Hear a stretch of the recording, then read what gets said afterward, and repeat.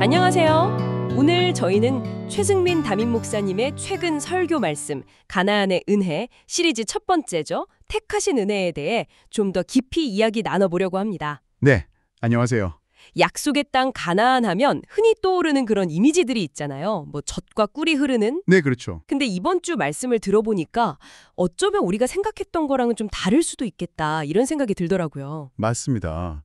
지난번 광야 여정 이야기에서 자연스럽게 이어지는 내용인데요.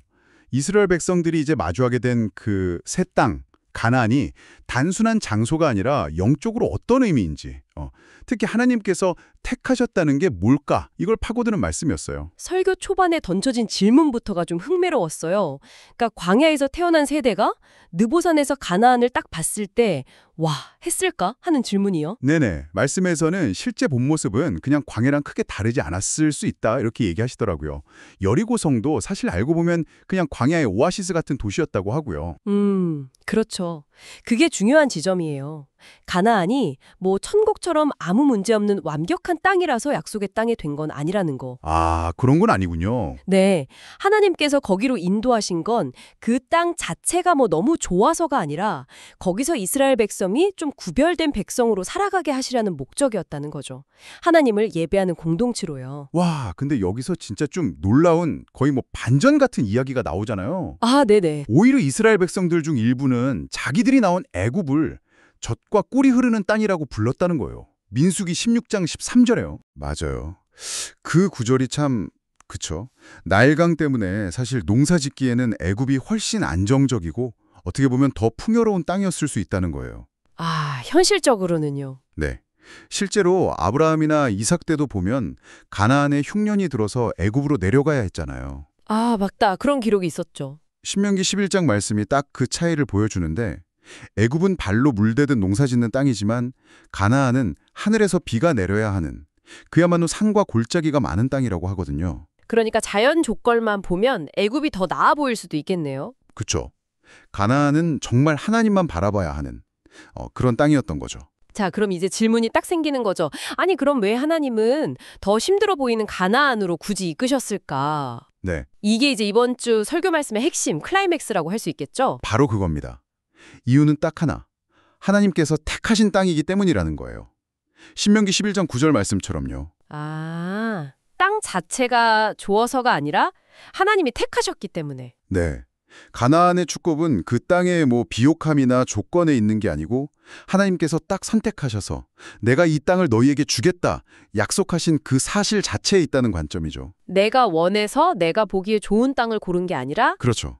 하나님이 택하셔서 내게 주신 땅이기 때문에 복되다는 거예요.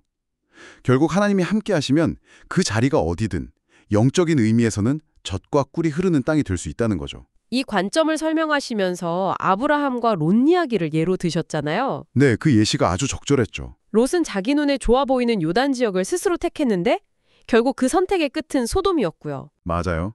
창세기 13장에 나오죠. 반면에 아브라함은 하나님이 여기 머물러라 하신 그 가나안에 남았고 하나님은 그에게 보이는 땅을 주시겠다고 약속하시고요. 네. 겉으로 보이는 조건만 따라서 자기가 선택하는 삶이랑 때로는 좀 이해가 안 가도 하나님께서 택하신 그 자리에 머무는 삶, 그 결과가 어떻게 다른지를 딱 보여주는 거죠. 진짜 복은 외적인 조건이 아니라 하나님의 선택과 약속 안에 있다는 걸 다시 한번 강조하는 메시지였어요. 그렇다면 이 설교 말씀이 지금 이걸 듣고 계신 여러분의 삶에 던지는 메시지는 뭘까요? 우리 삶도 사실 돌아보면 어떨 땐 가나안 같고 또 어떨 땐 정말 광야처럼 느껴질 때가 많잖아요. 부족하고 척박하고. 설교는 바로 그 부분을 이야기합니다.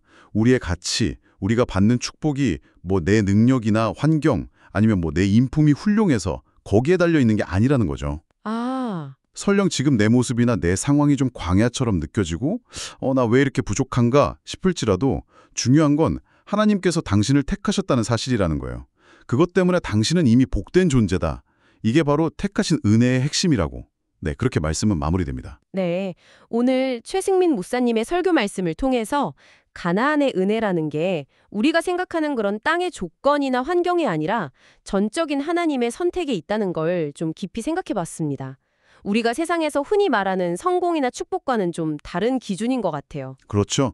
완전히 다른 관점이죠. 이 깨달음이 여러분께는 어떤 의미로 다가오시는지 궁금하네요. 그래서 마지막으로 이런 질문을 한번 던져보고 싶습니다.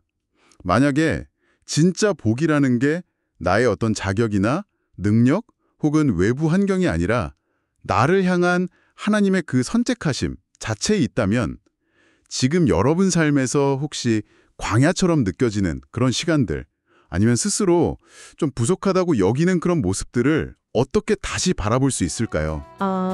어쩌면 하나님께서 택하신 바로 그 자리에서 살아간다는 것 자체가 어떤 어려움 속에서도 가장 큰 위로와 힘이 될 수 있지 않을까 한번 생각해 보시면 좋겠습니다.